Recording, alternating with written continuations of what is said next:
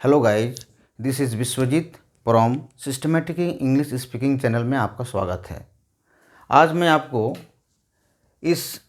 आज मेरा दूसरे दिन है सेकंड वीडियो लेक्चर। तो आज मैं आपको इसके बारे में बताने जा रहा हूँ। तो पिछले दिन जो बताया था उसी के बारे में थोड़ा बहुत यहाँ पर है। तो पार्ट्स ऑफ स्पीच की जानकारी आपको पहले होनी चाहिए। उसके बाद इसी पर आपको नंबर, सिंगुलर, प्लूरल और जेंडर चेंज, आर्टिकल, ये सब सिखाया जाएगा। उसके बाद चले आएंगे हम लोग सेंटेंस पैटर्न पर। तो सेंटेंस पैटर्न में be verbs, have verbs, modal verbs, usage of introductory there, usage of dummy it, इससे बहुत सारे वाक्य बनेंगे और एक एक करके प्रत्येक वाक्य को हम लोग अच्छी तरह से सीखेंगे। प्रत्येक वाक्य का नेगेटिव इंट्रोगेटिव क्या होता है, अच्छी तरह से इसे माने ट्रांसलेशन में सीखेंगे और इसे राइटिंग इंग्लिश में भी सीखेंगे और आस्ते आस्ते बोलने का प्रैक्टिस करेंगे। उसके बाद चलते हैं टेंस। जैसे कि आप लोग सब सुना होगा, और टेंस इंग्लिश का बैकबोन कहा जाता है। अगर टेंस की जानकारी आपको नहीं है तो इंग्लिश सोचना भी बेकार है। तो पहले टेंस मत सीखिए।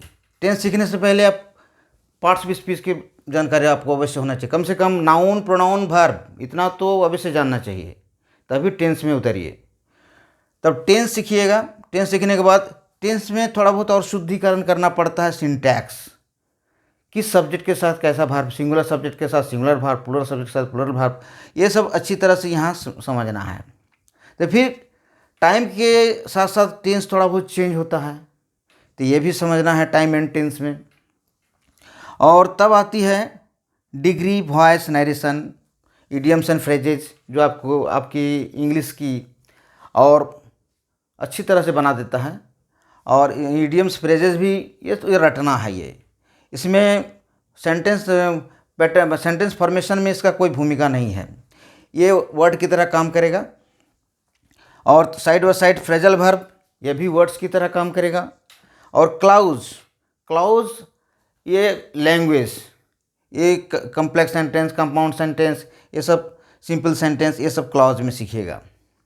और पंक्चुएशन मैंने पहले ही बता चुका हूँ।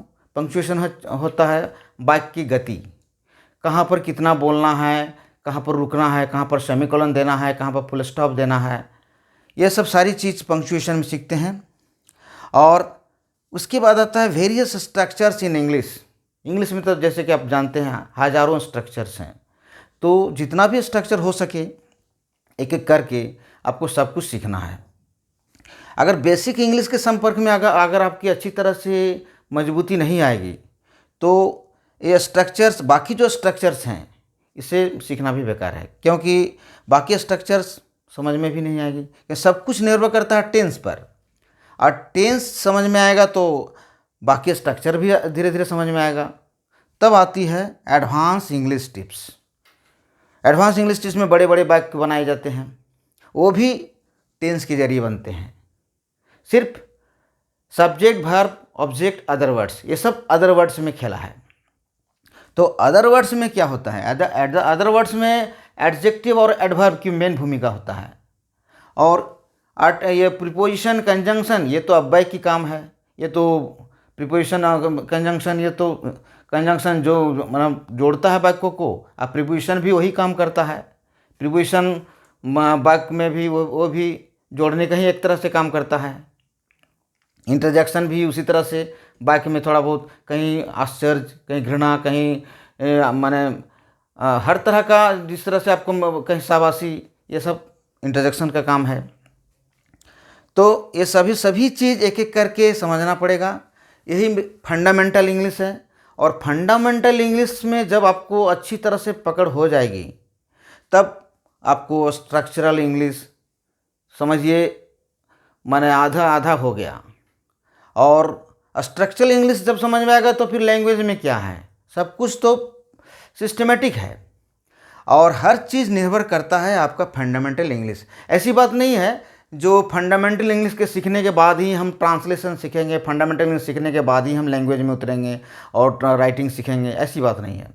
साइड बाय साइड आपको ये फंडामेंटल इंग्लिश भी सीखना है और सेंटेंस पैटर्न भी सीखना है और राइटिंग में भी उतरना है और साइड बाय साइड स्पीकिंग भी करना है। ये सब चीज़ एक साथ होता है, लेकिन थोड़ा बहुत जानकारी अगर आपकी इसमें नहीं होती है, नाउन प्रोनाउन और वर्ब में, तो उससे पहले तो उतरना मुश्किल होता है। क्योंकि ऑर्थोग्राफी में जैसे वर्ण विचार हैं, तो लेटर्स की अच्छी तरह से जानकारी होनी चाहिए, प्रोनाउंसिएशन भी अच्छा होना चाहिए। जितना हो सके आप शुद्ध बोलने का कोशिश करें, और उसके बाद नाउन प्रोनाउन जब हो जाएगा तब उसके बाद हम और इन्फिनेटिव और जेरेंड ये भी जानना है, क्योंकि सभी तो सब्जेक्ट हैं जानते हैं। तब वर्ब सीखने में मज़ा आएगा। आज तब आती है वाक्य, तो ये सब एक एक करके मैं सब कुछ सिखाऊंगा। और ये मेरी दूसरी वीडियो है और ये सेकंड लेक्चर है, और उसके बाद मैं थर्ड लेक्चर दूंगा या राइटिंग में क्या क्या चीज़ आते हैं। और आशा करता हूँ आपको ये अच्छी तरह से समझ में आ गया होगा। और तब तक के लिए धन्यवाद। जय हिंद।